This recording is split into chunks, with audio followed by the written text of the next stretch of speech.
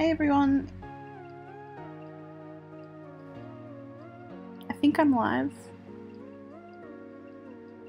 YouTube's decided to test me today and it's using a different format. If anyone's here, send me a sign. It doesn't say that I'm live, so that's a concern.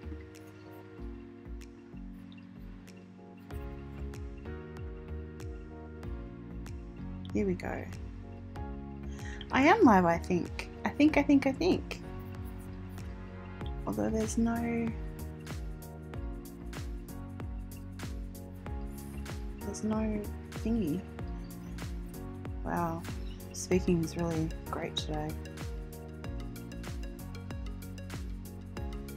I don't think anyone gets the notification until the time you start though. Hey, did you get a notification, Oldmar? For the 5 o'clock I am live. Thank God I didn't say anything embarrassing. Did you get a notification for the 5 o'clock? Because I think I finally worked it out, how this whole event thing works. And if that's the case, I'm going to be so happy. So happy.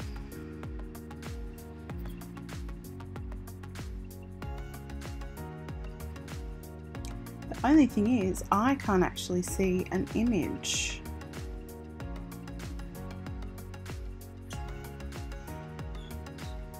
The internet is a wonderful place.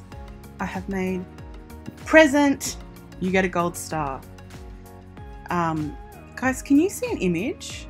You got a notification. Awesome, that's great to know. So I know exactly how to do this without with the event actually working. There's like a little hack to do it so that the event works. Guys, can you see an image? Because I can't see it from my control room. I could just use my phone, couldn't I? Let's turn the volume down all the way. Oh, there is an image. Woohoo! Okay, let's get started. With my lineup, usually I script it. Do we say, is it Sasmare? Is that how you say your name? Because I hate it when people pronounce people's names wrong. I don't want to do that and I don't want to offend. But with the lineup, usually I write a script, which, yay, thank you so much, Oldmar.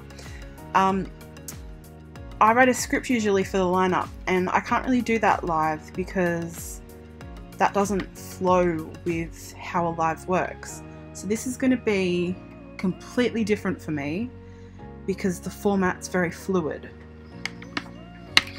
So I'll have to adjust to the idea of things not being perfect. And you'll have to forgive me if you hear noises and stuff because I don't have a good microphone and I need to take breaks to drink. So let's get going.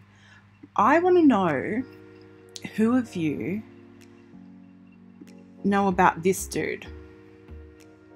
If you know who he is, put it in the comments. I'll give a gold star to the next person who knows who this person is. I'll give you a clue. We don't like him at all. At all. He's American and he has a nickname. Sassy Nightmare. Oh, I love that. Oh, that's awesome. Go you. I love it when people have cool names. I'm just my own name. I didn't really think it through. Okay, so this is the Golden State Killer. This is huge. I didn't know about him until he's not a child predator. although one of his almost victims was, I hate this photo. This photo gives me the absolute creeps. Okay, so let's talk about the Golden State Killer. This is... Morgan, are you serious? Are you serious? Sorry, I shouldn't be that excited, but that's insanity to me. I need to know your thoughts and your feelings and your emotions, because I cannot imagine knowing that I lived near this person. And welcome, Morgan. Sorry, I was just too excited there. The Golden State Killer. He is a serial killer. He's a rapist and a burglar. I can never say that word. I suck. He committed at least 13 murders, more than 50 rapes, and 100 burglaries. Hey, I did it, in California from 1974 to 1986. This is not a guy you want to be around. Absolutely crazy, Morgan. I don't. He is the creepiest person in the world. I've got another photo of him. Nope. Yep, we saw that photo. Okay, so he did all of these crimes. He had a couple of monikers, and monikers are what we use as nicknames for these people. He was known as the East Area Rapist, and he attacked in Contra Costa County, Stockton, and Modesto. He was also the original Night Stalker. They do believe he is also the Visalia Ransacker. So there's these 3 different monikers they had for him. And then someone who is one of the most beautiful people that is sadly not with us anymore. She was a crime writer, Michelle McNamara. She sort of looked into all of these and sort of put them all together, because he was known as all these different monikers, and called him the Golden State Killer. He was a cop. He certainly was. So for years and years, he was last active in the 80s, in the late 80s. He wasn't caught for years and years and years. He wasn't, and they had his DNA, but it just wasn't coming up in the systems. But in early 2018,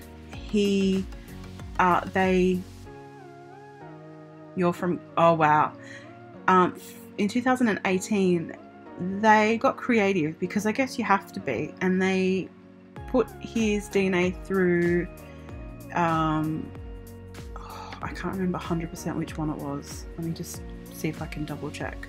I don't want to get it wrong. One of those sites, like, it wasn't 23andMe though. Hang on, I'm gonna have to have a quick look.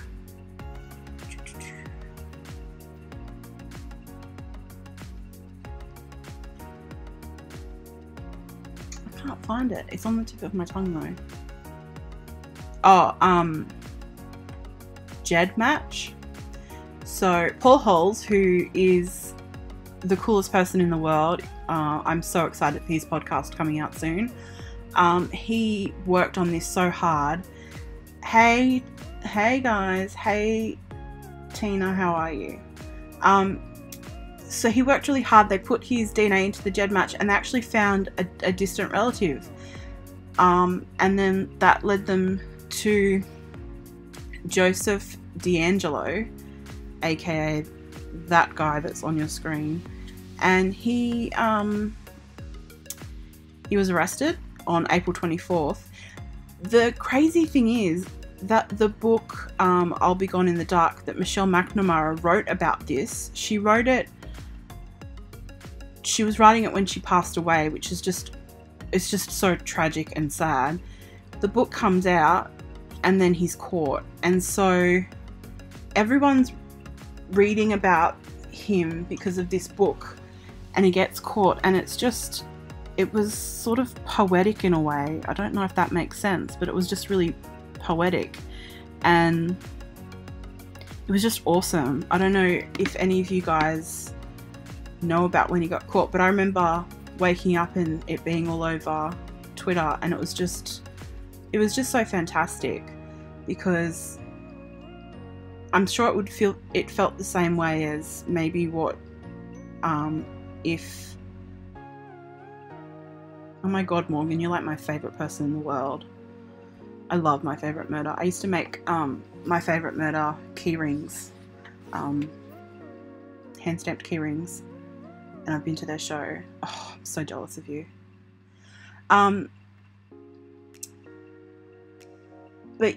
But so he wasn't caught, and then he was, and it's just incredible. So he's been in jail since April 24th of last year, and it's just come out. 2 little bits of news have come out about him. The first being that the alleged Golden State Killer, his wife, has filed for divorce. Now, they've been separated for 20 years. So, 20 years, I think it was. Yeah, they separated in 1991. But because of, obviously this, she's definitely going to get a divorce. And it means that she's permitted to testify if she does do that, which I think would be great. And his next court appearance is April 10th. So that's a little bit of good news in that sense. And then the other news that's just come out 2 or 3 days ago is that he was arrested in a 1996 Super Bowl ticket ruse, but he was released. So let me put the screen, see if I can do this.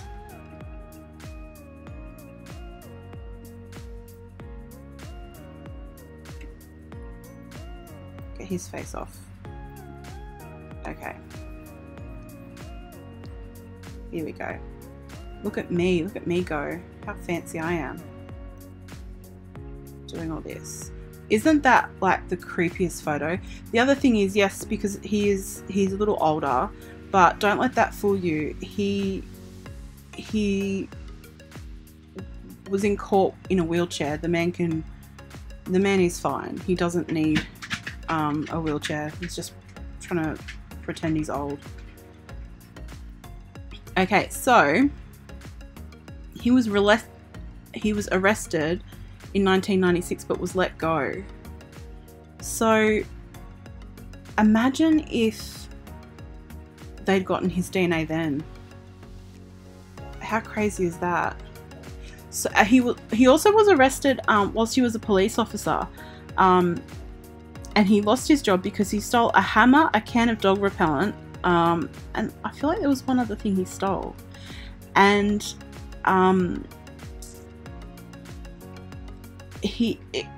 it's rumored that he used dog repellent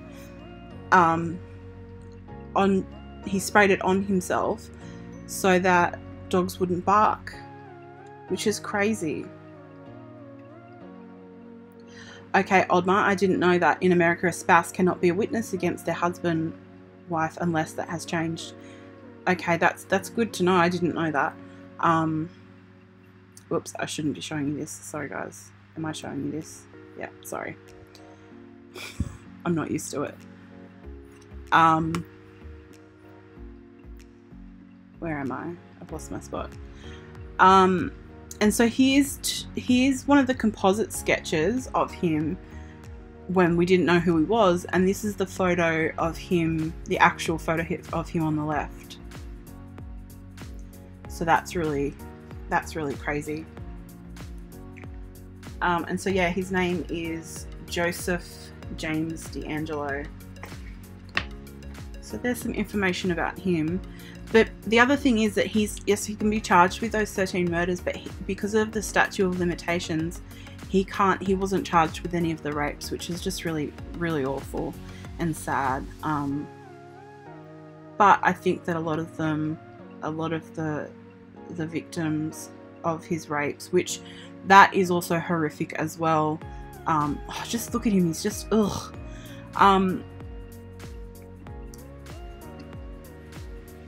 What he would do is, honestly, if I was you and you like reading true crime, I would read I'll Be Gone in the Dark by Michelle McNamara. Is it up here? It is so beautifully written. It's just incredible. And it's really haunting as well, because there's a part in the book where it's the last thing she's written. And then, his name's on the tip of my tongue. He's doing the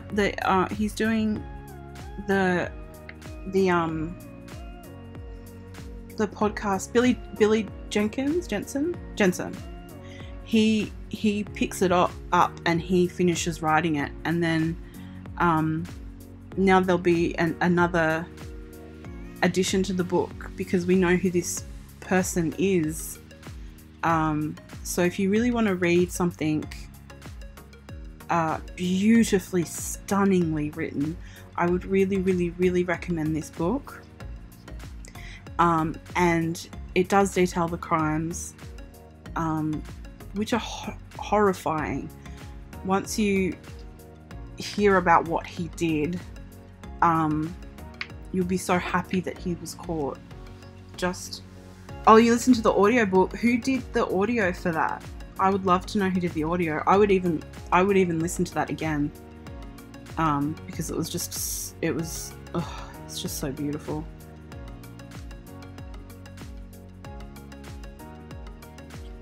All right, let's move on.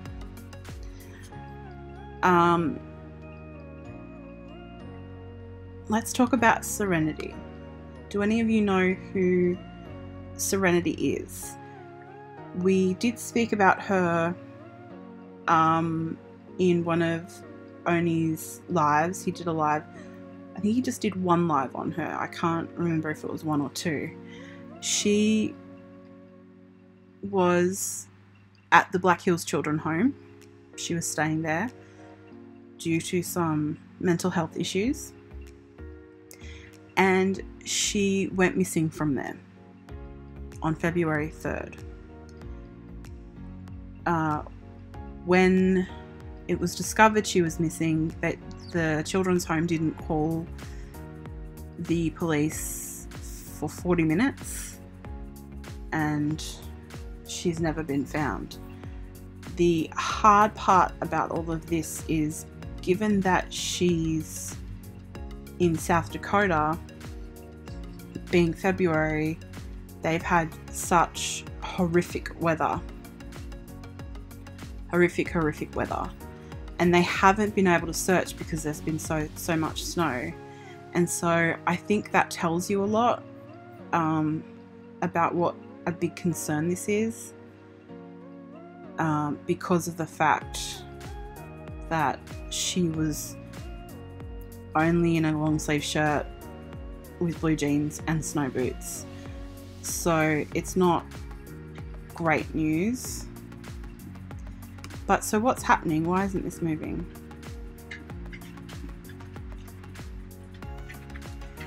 So, hey Bella.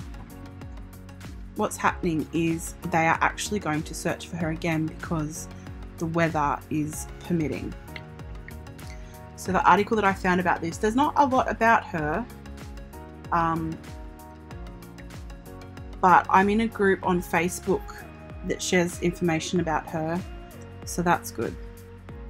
So after weeks of not searching, because they haven't, there's 2 searches actually planned. There's one for this weekend, and then there's one for the weekend after. They're run by separate agencies.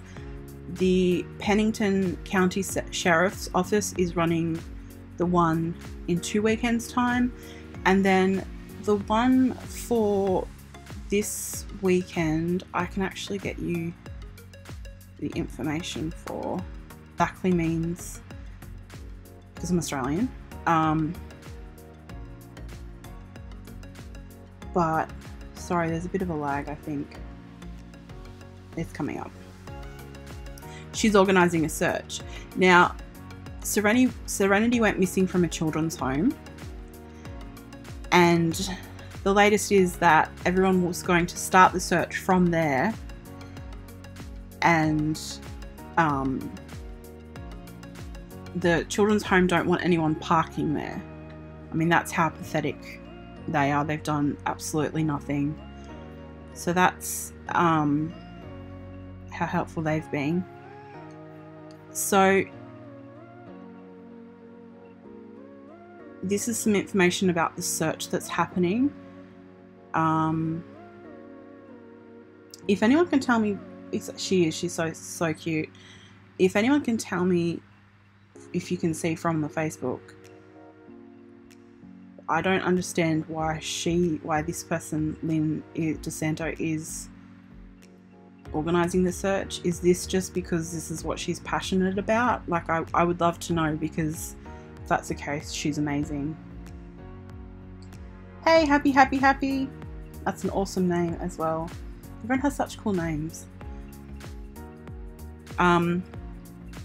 So yeah, there's 2 searches going on. There's a search happening this Sunday, and then there's a search happening... Oh, look how sweet she is. There's a search happening the weekend after. So I just wanted to let you know, like, a little recap of that, because for some reason this is a case that just... You know, there's sometimes just cases that get to you, and this one really got to me. And so I just wanted to share some information. There's some weird things going on with the family situation, but at the end of the day, the family and the adopted family, they put their trust in this children's home, and they've absolutely failed to keep this little girl safe, and it's just not okay. So I'm hoping that, I mean, it's obvious that at this stage we are looking for her little body, but I just hope that if that's the case, that she's found so that she can be honoured properly and she can rest properly. They don't actually think anyone's hurt Serenity. What we think's happened is she didn't want to be at the children's home, and so she actually left. She managed to escape, and the children's home knew but didn't call the police for 40 minutes or between 40 minutes and an hour after they knew that she was missing. And because of the temperatures, they are concerned that she's been out there and she hasn't survived. But there is also the case of her being taken by someone when she had escaped. But the fact that they're all doing searches, I think, shows that they think that she's passed, which is sad. It's really sad. So if I find out any more about Serenity, I will put it in. If anything comes up from this search this weekend or the weekend after, I will put it in the next lineup for sure. Okay, now onto something Australian, and Oldma is going to be cross that I don't know much about this case, but I'm going to learn, and it is the case of Keli Lane.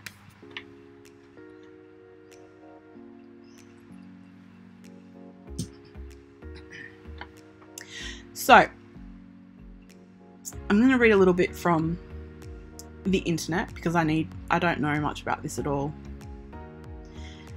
Keli Lane is a former Australian water polo player, and she was convicted of the 1996 murder of her newborn baby Tegan and 3 counts of lying under oath.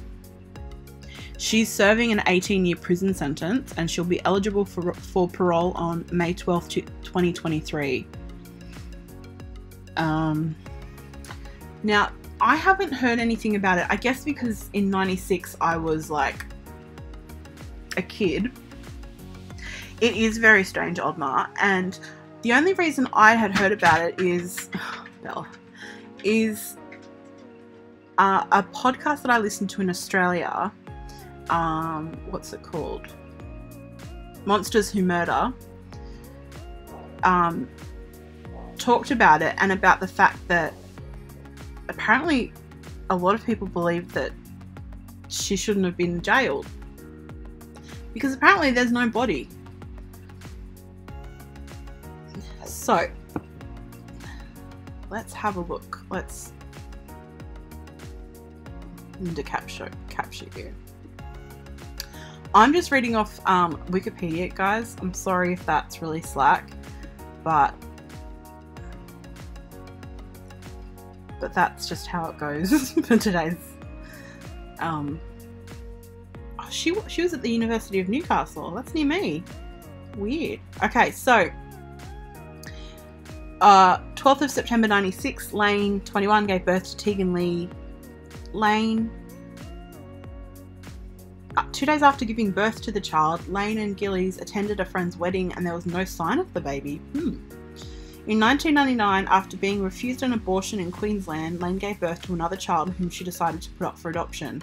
Lane advised the social worker that this was her first child and that Gillies was the father. Gillies denied the claims. The social worker, concerned for the health of the child, placed the baby in temporary foster care. Well, that's kind of interesting. Let me see how I can make it so that it's smaller for you guys. I don't know how to do that. I'm sorry, guys. I'm still learning.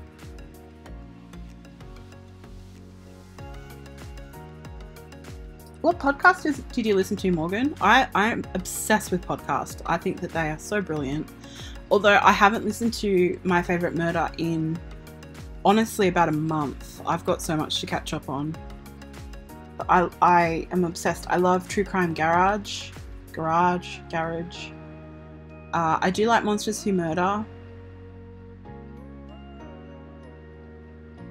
So Oldmar says there is no body.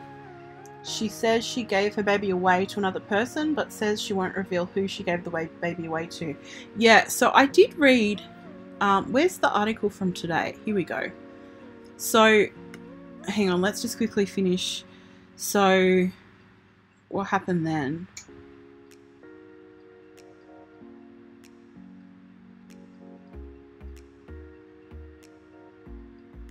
So she lied about having her first daughter, Tegan Lane.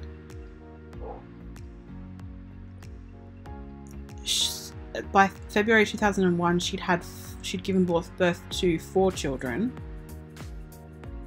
During the police interview, Lane claimed that she had given the child Tegan to the baby's father, a man called Andrew Morris, who she had claimed to have had a brief affair.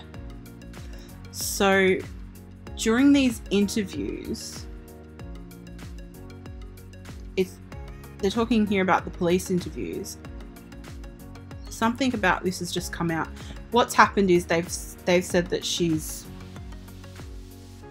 passed or been killed, and then Lane's gone to jail. This has just come out 2 days ago that police withheld evidence in this case,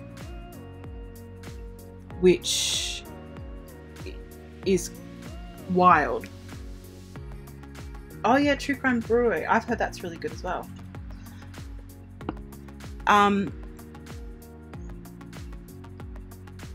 So they're looking at doing a royal commission. Well, the defense want a royal commission because they've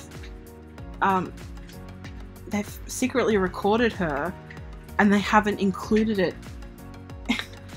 in the case. I mean, that's not good. That's very suspect to me.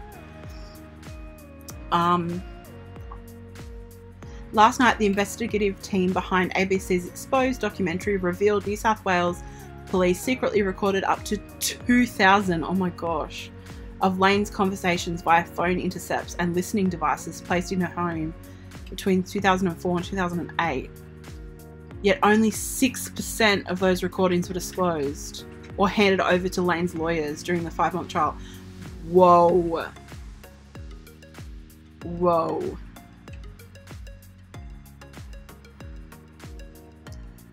It's not known what the rest of the tapes contain because New South Wales police refused to hand them over. And so RMIT University's Innocent Initiative want those tapes, but they're refusing to. That's crazy, guys. And see, the thing is, to me, it says here, Lane had 2 abortions and 3 live births. I'm not going to get into this debate, but how is that anyone's business how many abortions somebody's had? You're going to use that to... And I mean, I guess that's maybe what they did.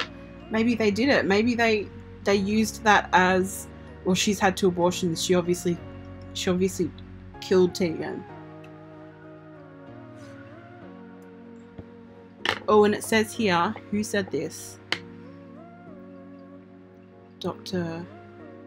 Okay, so the Innocence Initiative have said, I'm angry and very frustrated that we cannot access this enormous volume of material which potentially could have resulted in a very different outcome at trial. It's a massive miscarriage of justice. Keli Lane is our Lindy Chamberlain. Yeah. I'm going to get into the whole Lindy Chamberlain, Azaria Chamberlain, dingo stole my baby in a couple of weeks' time. But 2,000. That's huge.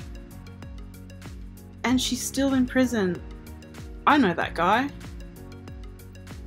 Does anyone know who this is? When he comes up on your screen? It is. Abortion should not be involved in a trial when just because you've had an abortion, it doesn't mean what sort of person you are or what sort of mother you are. It doesn't mean that you're going to kill your baby. This guy that you see on your screen, he's an ex-cop. He's also a Big Brother contestant.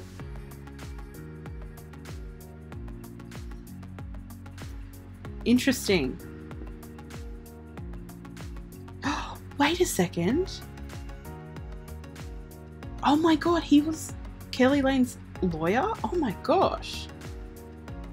Yeah, I'm actually reading Lindy Chamberlain's book at the moment.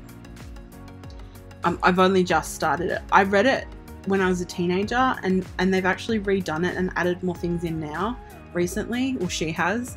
So I'm rereading it because I really want to do the case, but I want to do it properly. Because so unjust.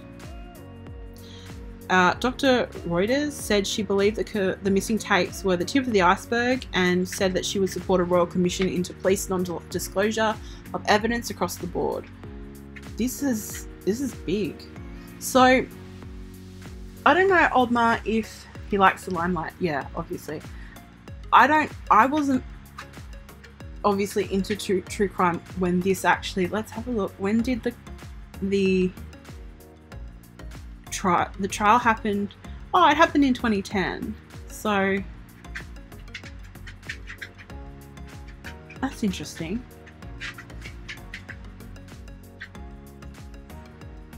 Oh, see, it says that the Crown alleged that Lane became pregnant 5 times over 7 years during the 1990s, terminating her first 2 pregnancies, placing 2 babies up for adoption, and allegedly murdering her baby Tegan on the 14th of September 1996.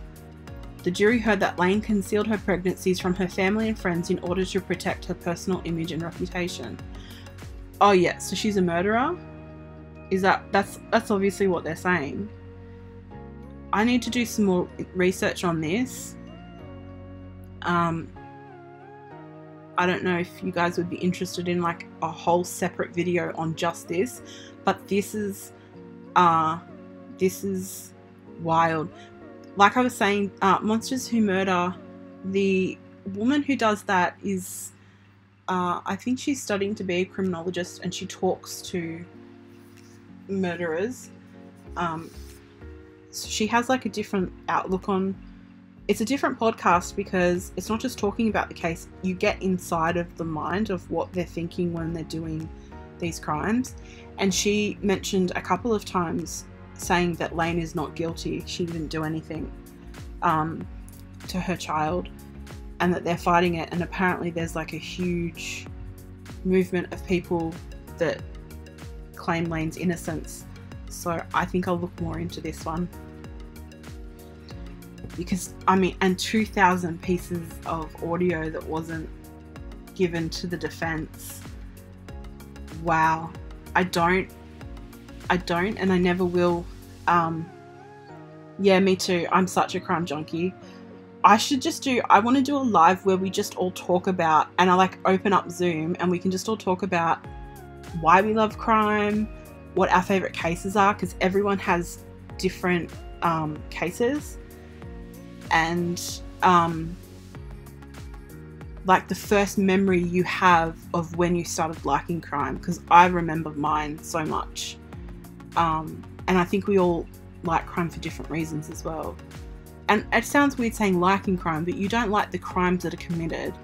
It's just that it's a fascination that we have, and I don't think any of us know what the fascination is about. I think a lot of us, and I've noticed from listening to like My Favorite Murder, it's like an anxiety that we have that something bad will happen to us, and so we're fascinated by when something bad does happen, and then we're fascinated by, yeah, I haven't spoken on the phone 2,000 times either.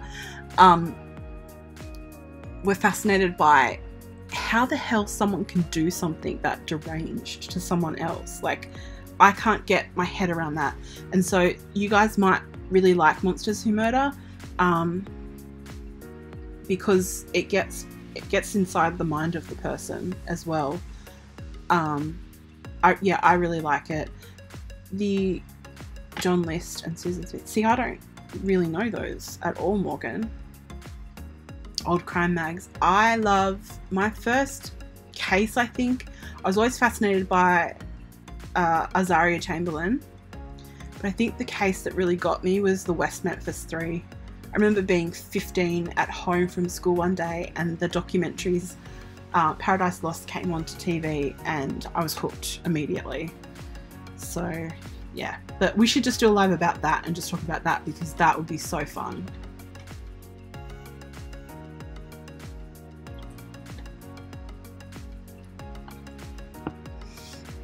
Okay, so, and on Sundays I am going to do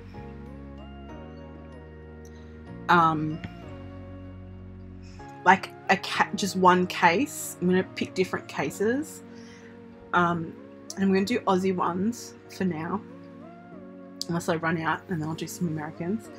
But I'm going to do, this Sunday I'm going to do Karen Rostevsky. I didn't actually know about this case until a couple of people in comments told me to look at it. And wow. And then they told me about it, and then the next day the ex-husband admitted to it. So that's what's coming up on Sunday. Sorry, my voice is going all funny.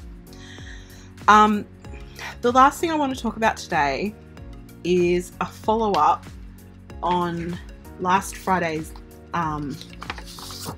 live. Yeah, Morgan, I think that finding out about other countries. When do you have to work? The video on Karen will be just an edited video on Sunday. What guy was creepy? Write a list. bummer, I forgot what I was going to say. Oh yeah, that's what I was saying about Australian cases. I think the difference is, I don't know a whole bunch about Australian cases. I'm more fascinated with American cases, and I think it's for a couple of reasons. I think when it's not in your country, you sort of in your mind say, oh well, that doesn't happen here, and I guess because in America it's so different from Australia, I sort of just use that as the excuse. But then when I research on Australian cases, it feels very real to me. I don't know if that makes sense, but I hope it does. So I think it's always interesting to hear about other countries. And I guess as well, without getting into a debate about guns at all, our murders are so different because in Australia we don't have, guns aren't legal, so it's harder to get them. So it means that our crimes are different. You know, I think you would have seen in my lineups that people are killed with axes and knives or shot with a bow and arrow. You know, it's different. It is a little different than, say, in America, and I think it's a little bit more brutal because this sounds really weird to say, but we're all here because we love true crime, so it's a safe place, but it seems more impersonal to shoot someone as opposed to stab them. And so I think that changes a crime as well. And so I can see why people would be fascinated with other people's other countries' crimes because of that reason. So yeah, I hope you guys enjoyed the Australian crimes because I'm actually learning a lot. It's very personal. It's very personal without a gun, you know. I can't. Ugh. Anyway, the last thing I wanted to talk about today is the New Zealand terror attack. It's a bit of a follow-up to last week's live. I don't know if you guys saw, but what time Sunday? It's not going to be live, that video. It's just going to be an edited video. It'll just go up probably later in the afternoon. So it'll be Saturday your time if you're in America. But yeah, it'll just be an edited video that will go up. I won't be doing a live about that one. My next live will be on Wednesday, but that's a chronic illness live. Yes, but speaking of lives, the New Zealand terror attack last Friday, I think it was Old Ma actually messaged me and she's like, hey, have you heard of what's going on in New Zealand? And I immediately turned on the news and I saw what was happening. And without thinking about it, I started a live on YouTube.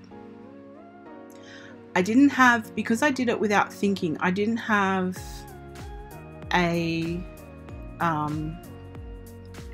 agenda. I just thought I'd come on and see what was going on and share it with everyone. If you listen to that live, that's what I was doing in the beginning. And then things changed in that live. Because then we had teenagers, kids who were in the classrooms in lockdown in my live telling me how scared they were because they didn't know what was going on. And so the live went from something's happening in New Zealand, I'm just going to pop on YouTube and see what's going on and report on it live, to trying to reassure children that they weren't going to get killed. And so I really, apart from the fact this is New Zealand and I have relatives in New Zealand, apart from that, this whole thing became very personal to me because of the fact I had these kids in there that were terrified, and I was there trying to tell them that it was going to be okay. So it took me a few days to process that. I've left it up as well in case anyone wants to go back and look and listen to what happened. And so I took a couple of days away from it, and I thought I want to follow up on it because I want people to know that yeah, it was my first live. my first live for crime, and I was really honestly trying to hold it together. I wanted to bawl my eyes out because of the kids that were in there. I just couldn't imagine. I just can't imagine how they felt. And because of the fact that they were in lockdown, they didn't know what was going on. And so I was telling them, I was reassuring them, and I was trying to be sensitive, but I was trying to reassure them, but I was just trying to say, I think you're going to be okay and you're going to be safe. And then I had one kid who was saying, I'm just going to run home. And he left his classroom and he went outside, which he shouldn't have, but he ran home because he felt safer there. And he was on my live the whole time, and he wrote back in there and he says, I got home safe. And it was just so emotionally, this is really like, this isn't about me, guys, this isn't about me at all, but I'm just saying that I really felt like I needed to follow up because I did a live about this happening, and I can't not talk about it and not talk about the people that lost their lives. During that live, I mentioned the person who committed this attack's name once, and I regret that so much. His name will never be mentioned on this channel. He doesn't get recognition from me for anything at all. And when I wanted to talk about this terrorist attack, I decided that it's not about anything else but the people who passed away. It's not about gun laws. It's not about religion.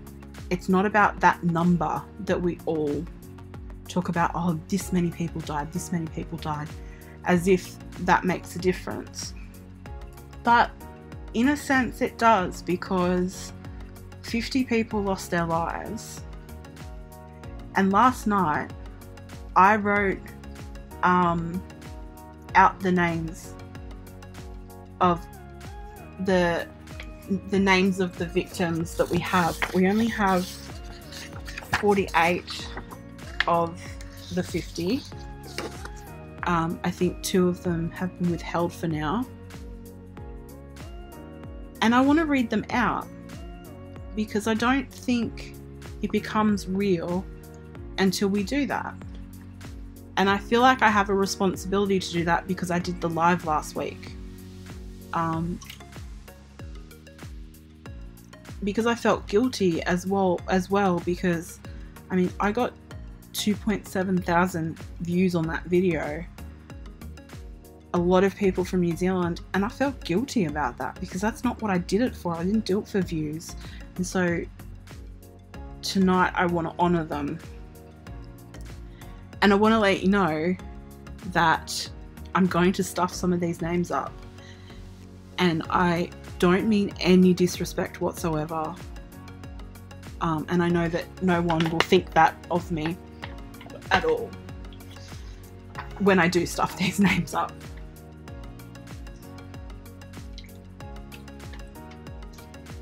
Today is Friday, and today 26 of the victims were buried, and up to 6 funerals were happening at once, so people had to decide whose funeral they would go to.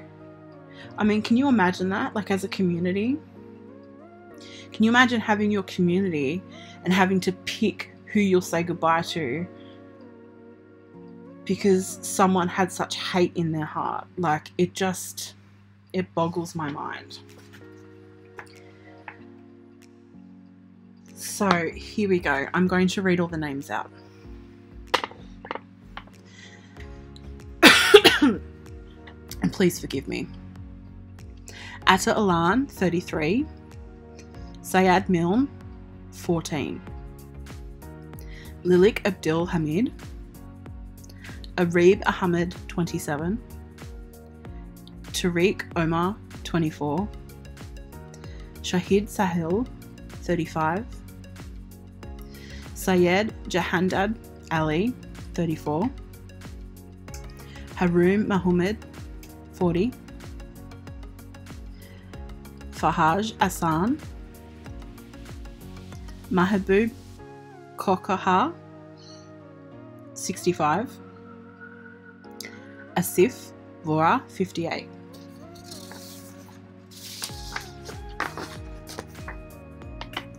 Ramiz Vora, 28. Ansi Alibaba, 25. Azar Kadir, 25. Haji Daoud Al Nabi, 71.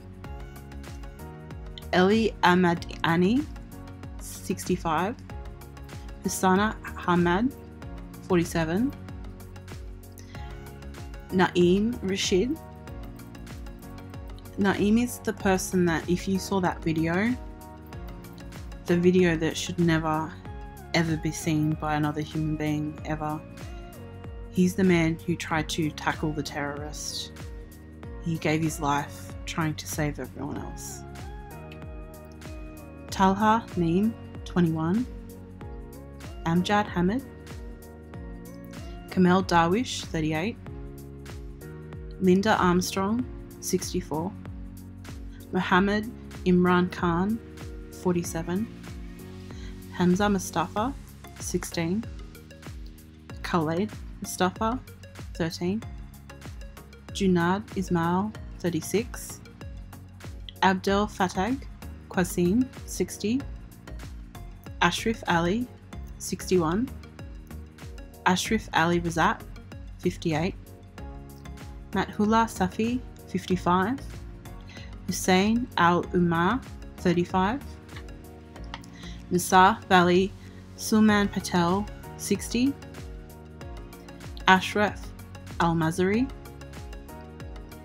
Hussein Mustafa, 70. Manu Solman, 68. Zishan Raza, 38. Ghulam Hussain. Karam Bibi. Abdukadir Elmi, 78. Mohsin El Harab. Usama Adnan Youssef Kwak, 37. Mujamel Hook, 30. Mohammed Amir Farouk, 36. Mohammed Abdusi Samad, 66. Mus Noon Awal, 77. Ahmed Gamaluddin Abel Ghani, 68. Zakarana Bouya, and lastly Makad Ibrahim, who was 3. There are 2 other victims who we don't know the names of, but we also think of them today as we think about them all, and we think about all of them and their families during this time. And I think from now on I'm gonna do this more, because that's, I mean, it's so right, Morgan. Like, in true crime, we do sometimes focus on the killers because we can't wrap our heads around them, our minds around them. Sorry, I just heard my garage door open. That was freaky. It's probably just the wind. We focus on them, and it's not because we're glorifying them, but it's just because we're fascinated by them. But I want to try as much as I can to focus on victims, because I think that we need to remember that they didn't die in vain, and these people didn't die in vain. And I don't know, it's just hard to sort of wrap your head around, I guess. But I want to share more victim stories, because the killers shouldn't get all of the, not fame, but recognition. They don't deserve it. They really don't. So that's where I'm going to end it, I think. It is, unfortunately, Morgan, it's right. It's the interesting part. It's the part. Well, it says I'm buffering. Am I buffering, guys? But I think when there's something, a mass shooting like this, we get focused on the number. I know we all do. And so when I actually wrote the names out and it spanned over 2 pages, I was like, no, I really need to do this. We all need to hear it. And like, it would be so easy for someone like me, some white girl from where I'm from that doesn't have a lot of diversity around her, to look at the names and go, they're too hard to pronounce. I'm not going to do it. But I'm going to do it, and I'm going to stuff their names up. But it's going to come from a place of love. Don't apologise. Don't apologise, Oddmar. You've had a really, really big few days. Really big few days. For me personally, I've also had a really, really, really big week. I actually had to leave the house twice, which is a lot for me with my chronic illnesses. No buffering. It says, it's really weird. It says it is for me. Anyway, I've been on for almost an hour. We might just go we'll get to the hour and then I'll end it. I don't want to do too long a lives, because nobody likes to replay long lives, and everyone has a short attention span these days. I know I do.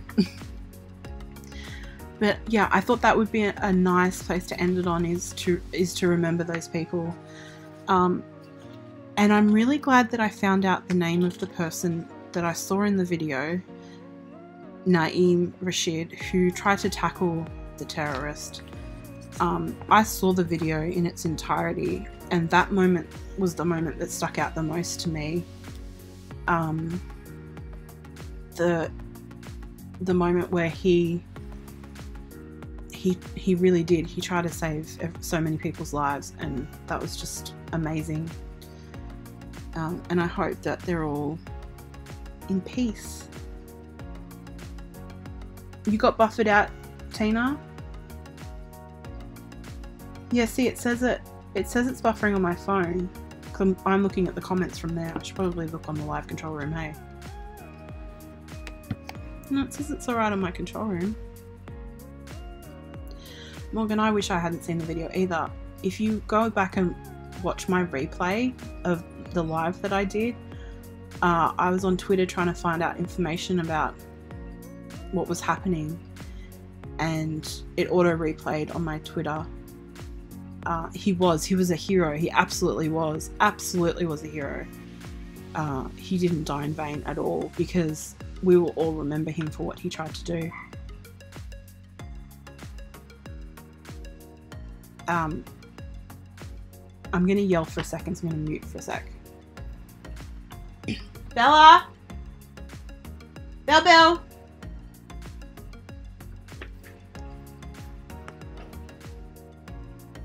Nice and clear now. Okay.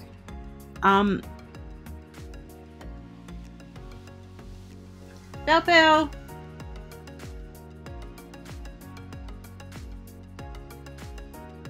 I think I've just freaked myself out a little bit, because I heard the garage door open and I just heard my dog yelp. So I think I'm going to end up I'm going to hop off anyway. I plan to anyway, but I'm going to go and investigate. I'll take my walking stick as a weapon. Are you alright, Bell? What did you do? Huh? What did you do to yourself? Huh? You all good? Thank you guys so much for joining. This is like a kind of sort of last minute live.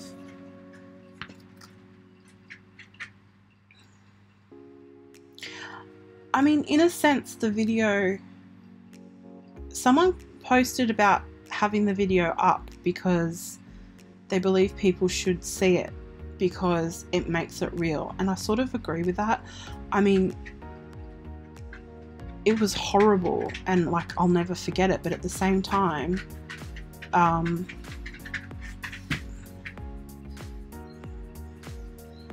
hang on, let me have a look.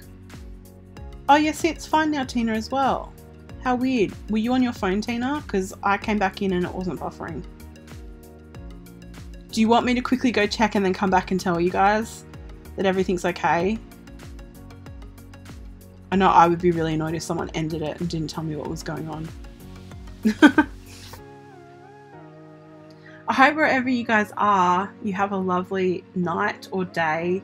It's 6 p.m. Friday here. Hey, Amy. It's 6 p.m. Friday here, so I am going to chill tonight. I've had a busy week. I had to go. Next Friday, there won't be a lineup because I will be front row of John Mayer, who is my music idol, and I'm so excited. But I went and got my hair done this week, and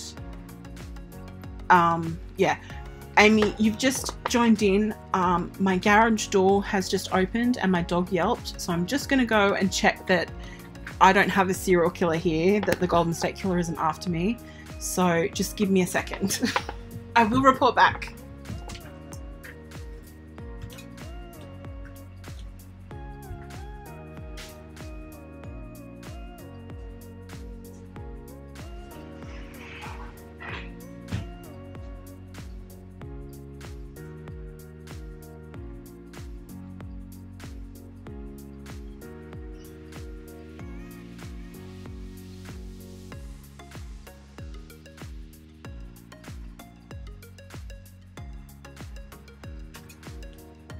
I'm back. Everything's safe. I'm obsessed with John Mayer. I even have a tattoo of one of his songs on my foot. Yeah, I don't know what that was. I think it was just the wind. I know, I'm sorry guys. I wouldn't normally say anything, but it just freaked me out, and I'm home alone. I'm talking about serial killers. What are the odds? Yeah.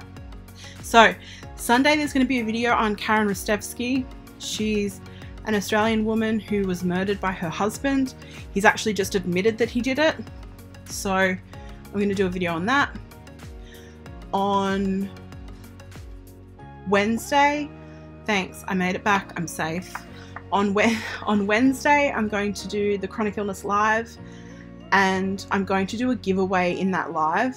I used to make awareness jewelry and hand stamped jewelry, so I'm going to give some of that away to people that are in the chat, just because I like giving people things. And then Thursday I'll do a lineup. I'll just edit one and put it up. So that's the next 3 videos. I might throw another video in there in between, depending on what happens in the world. Yeah, no, I'm fine. I'm fine. Could you imagine? That would be awful. Sorry, I shouldn't laugh, but knowing me, that's something that would happen to me. Yeah. Thank you guys for hanging out with me tonight. It was really fun. I know talking about crime isn't fun, but at the same time, it's fun. I'm going to order my dinner right now, because it's Friday night and I've decided tonight I'm going to watch some new episodes of Queer Eye on Netflix.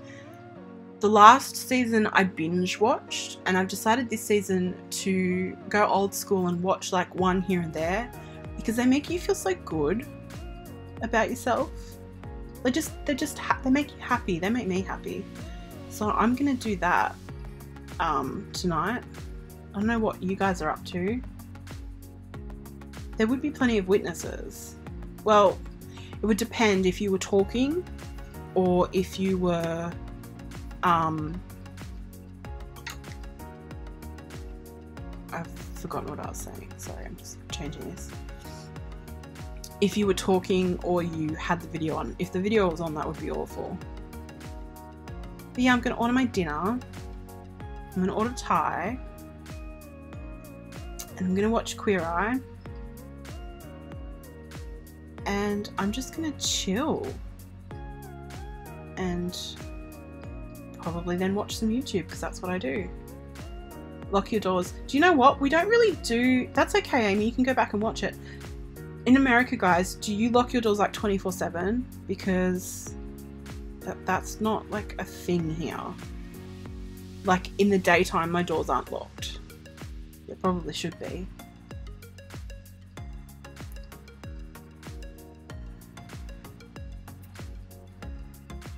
If you guys eat Thai, what do you eat? What do you like? I'm going to get satay noodles, I believe.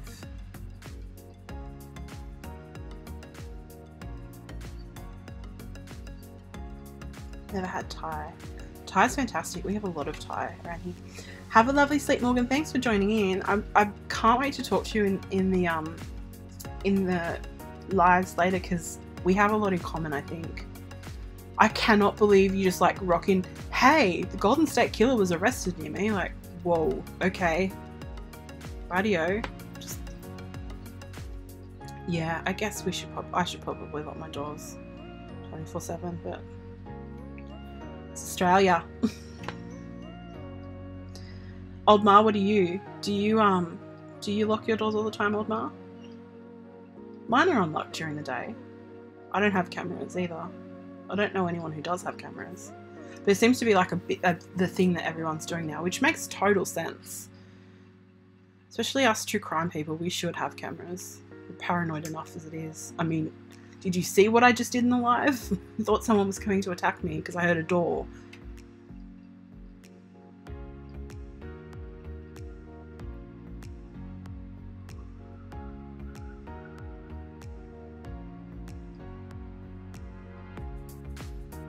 I only lock them at night. See? It's not just me, thank God. Alright guys. Thank you for hanging out. Thank you for listening. Thanks for being part of the live. I think I'm going to do this more often, do a lineup more often live, because it's kind of fun interacting with you guys and seeing what you know and teaching me stuff as well. Yeah. So have a lovely weekend. Make sure you take some time out to do something special for yourself. Self-care is really important, especially for people that like true crime. It's very stressful. Take a bath, you know, go get a massage. A tack pug. That's cute. I have a staffy dog that's like a pit bull who will lick you to death, and an attack bunny. We should buy each other doorbell cams. Yeah, do like a true crime mystery box unboxing for people. Now that would be fun. That would be so fun. Alright guys, I gotta go. My throat's killing me from talking. Have a lovely night if you're going to bed. Have sweet dreams. Have a lovely weekend, and hopefully you'll subscribe, you'll like the video, and you'll stay tuned for Sunday's video, which is about Karen Rostevsky, to hear her story. Good night, everyone. Bye.